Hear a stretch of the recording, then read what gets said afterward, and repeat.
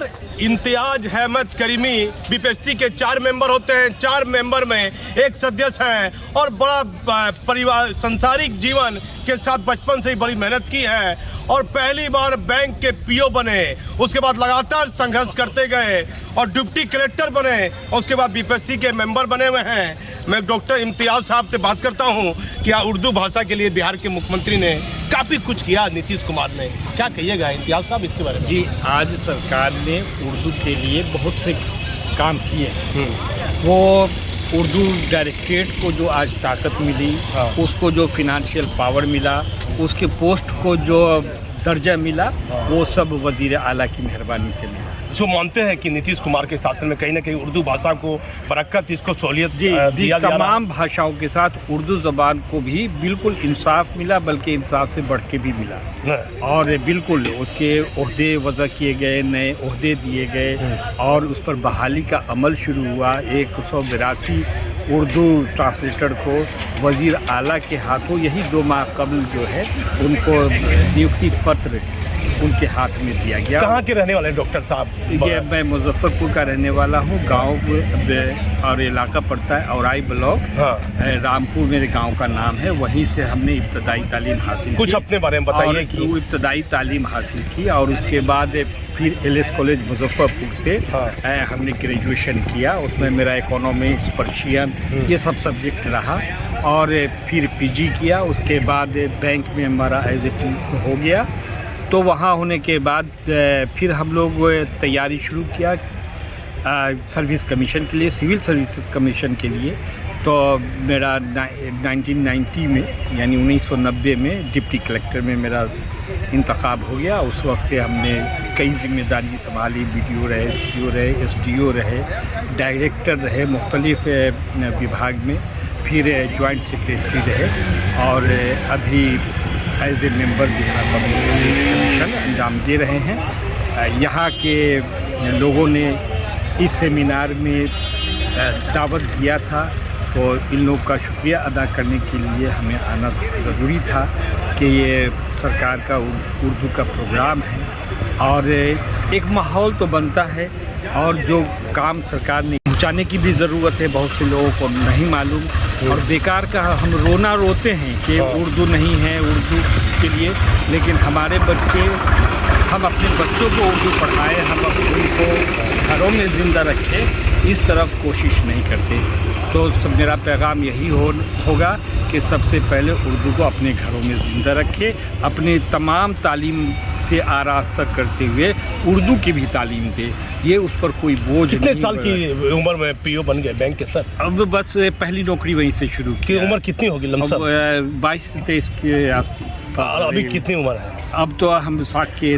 देखिए 22 बरस की उम्र से अभी 60 के एवज में है और लेकिन कहीं ना कहीं बिहार सरकार के कार्यों के लिए बेहतर कार्य कर रहे हैं। उर्दू भाषा का कैसे विकास हो, उर्दू कोषांग की बात कर लीजिए। उसके बाद माता पिता जीवन में, परिवार में कौन कौन लोग हैं डॉक्टर साहब? जी, तो माँ बाप ही तो सबसे बड़ी दौलत है। माँ के और बाप के ही दिखाए रास्ते पर इंसान कामयाबी हासिल करता है।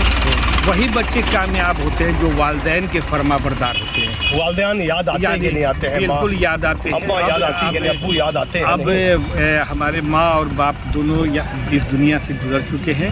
अल्लाह उनको जन्नत नसीब करे। उन्हीं की देन है कि आज हम तालीम से आरास्ता हुए और तमाम परेशानियों को झेलते हुए उन लोगों ने जो सहारा दिया, उसकी बदौलत हम यहाँ तक पहुँचे। भाई में कौन कौन है सिस्टर परिवार में? ये हमसे छोटे भाई हैं, वो भी हाई स्कूल में है मुजफ्फरपुर में। उससे छोटा भाई है, वो सेक्शन इंजीनियर है बेंगलोर में, रेलवे में। और इसी तरीके से हम लोग सब भाई गवर्नमेंट जॉब में है। और ये वालिदैन की दुआ है और तमाम लोगों। वालिदैन क्या करते थे? वो वालिदैन हम लोग के किसान थे, घर पर रहते थे और लेकिन इल्म वाले थे और इल्म की कदर जानते थे और इल्म की अहमियत समझते थे। शुक्रिया।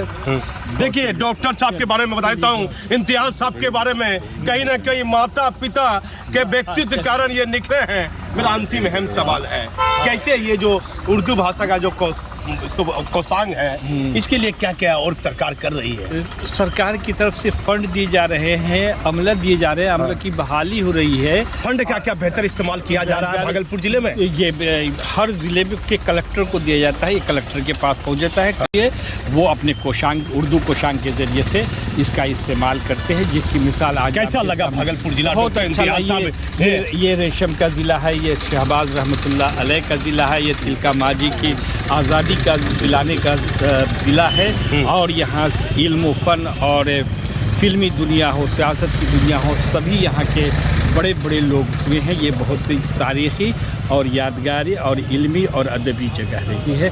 सभी लोगों को मुबारकबाद। धन्यवाद। उर्दू भाषा के कार्यक्रम में, कोसांग के कार्यक्रम में और भागलपुर पहुंचे थे डॉक्टर इम्तियाज अहमद करीम, और इन्होंने जो बातें कही हैं, जो खबरें हैं, वो हमारी खबर चैनल के माध्यम से आप देखते रहिए। मैं भागलपुर सबौर से दीपक नौरंगी। 2 मिनट मुश्किल से। भागलपुर जिला अधिकारी सुरबत कुमार सेन का बेहतर कार्य 2 सालों से भागलपुर में लगातार मैं देख रहा हूँ। चाहे चुनाव की बात हो, मुखिया चुनाव की बात हो या विधि व्यवस्था की बात हो, सर बेहतर काम भागलपुर जिला कहीं ना कहीं आपको याद भी रहेगा। लेकिन अभी आप जिला अधिकारी तौर पर आप लगातार हर कार्यक्रम में अपना बहुत महत्वपूर्ण आपका रोल रहता है। ये उर्दू भाषा कोसांग का कार्यक्रम है आज, और आप देख रहे हैं कि पार्टिसिपेशन काफ़ी संख्या में, लड़के हों लड़कियां हों, सब लोग आए हुए हैं। और बहुत खुशी की बात है कि इतना एक्टिव पार्टिसिपेशन देखने को मिल रहा है।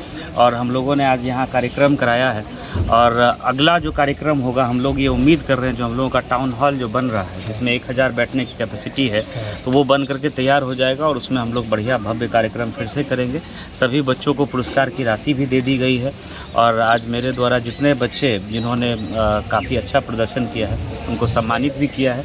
तो इसी तरह से बच्चे आगे बढ़ते रहें और अपने परिवार का, अपना नाम रोशन करते रहें। यही हम उर्दू भाषा के लिए सर एक बेहतर कार्य जो है राज्य सरकार, उर्दू भाषा के लिए लगातार माननीय मुख्यमंत्री जी, राज्य सरकार, आप देख रहे हैं कि डिफरेंट कई तरह की स्कीम विभिन्न विभागों के द्वारा, अल्पसंख्यक कल्याण विभाग तो करता ही है, उसके अलावा शिक्षा विभाग हो, योजना विकास विभाग हो, स्टूडेंट क्रेडिट कार्ड की सुविधा हो, या जो उद्यम लगाना चाह रहे हैं उनके लिए जो व्यवस्था है, तो सारी व्यवस्थाएं राज्य सरकार कर रही है। और हम लोग भागलपुर ज़िले में भी हम लोगों का प्रयास रहता है कि किसी की भी कोई समस्या हो तो उसका हम लोग अविलंब निराकरण करें। और आज जो ये प्रोग्राम आयोजित हुआ है, आप देख रहे हैं, बहुत भव्य तरीके से हुआ। इस तरह के बच्चे बड़े खुश हुए आपके आने से। डीएम साहब कैसा लगा, आप कैसा महसूस किए? अच्छा, बच्चों के बीच में आकर के हमेशा अच्छा लगता है। कोमल जी एडीएम है भागलपुर में, इनके नेतृत्व में एक कार्यक्रम चल रहा था, और मैं इनसे बात करता हूँ कि कैसा कार्यक्रम रहा, उर्दू भाषा को लेके क्या कर रहे हैं कोमल जी? प्रोग्राम तो काफ़ी अच्छा रहा, शुरुआत काफ़ी अच्छी रही। अभी मुशायरा भी चल रहा है, और ये उर्दू के फ़रोग के लिए ही ये कार्यक्रम हम लोग आयोजन करते हैं।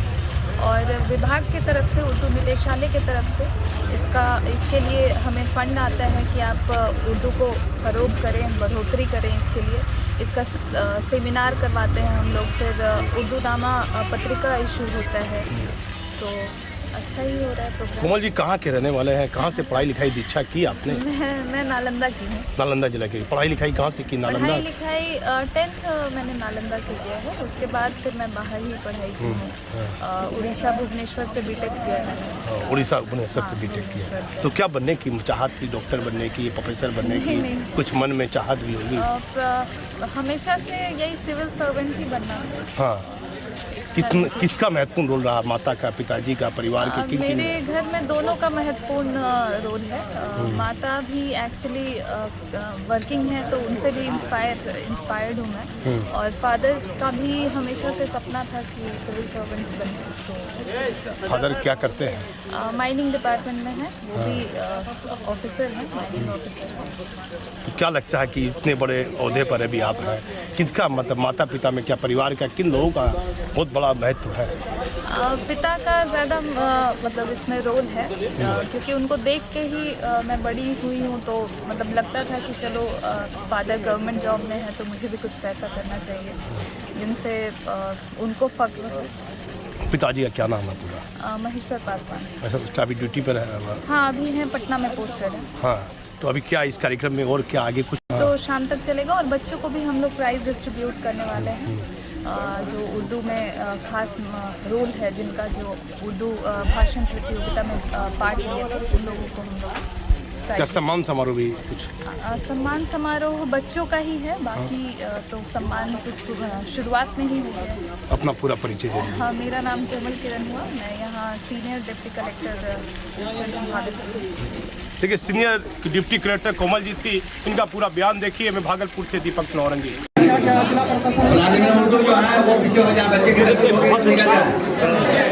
बहुत अच्छा कार्यक्रम ये यहाँ आयोजित किया गया है।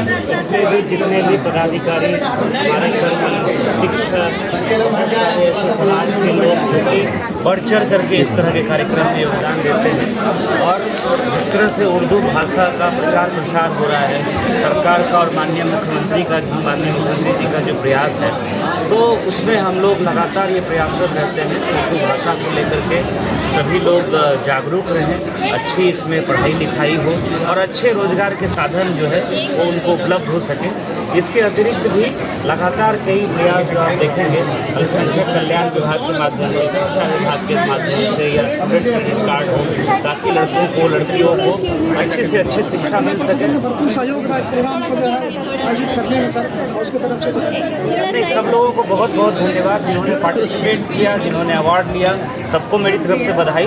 और हम लोगों का प्रयास रहेगा कि इस तरह के कार्यक्रम और हम लोग आयोजित करते हैं। ठीक है, आदि आदि रतिया को ऐसन लगेला हो गेली जैसे भोर। और हम समाप्त किएगा कि पापी पपी राजो की पियू पियू बोले, पापी पपी हो राजो पियू पियू बोले, जरा का पेला मोरा मनवा डोले, जरा का पेला मोरा मनवा डोले, सजन मोरा परदेश विराजे, ऐसन बनल कठोर, ऐसन बनल कठोर, अमुआ के डरिया पे मैं अब सर को झुकाना चाहता हूँ। ये शेर के समंदर की खामोशी डस रही है, समंदर की खामोशी डस रही है, कोई तूफान उठाना चाहता हूँ, कोई तूफान उठाना चाहता हूँ। समंदर की खामोशी डस रही है, कोई तूफान उठाना चाहता हूँ। अब शेर है कि बलाओं का न हो जिस पर कोई हक, बलाओं का न हो जिस पर कोई हक, वो शाफे आशियाना चाहता हूँ, वो शाफे आशियाना चाहता हूँ। और मौका है हवाओं से भी डर लगता है अरशद, घिरौने भी बनाना चाहता हूँ, चिरागों को बुझाना चाहता हूँ, मैं अब सूरज उगाना चाहता हूँ। शुक्रिया।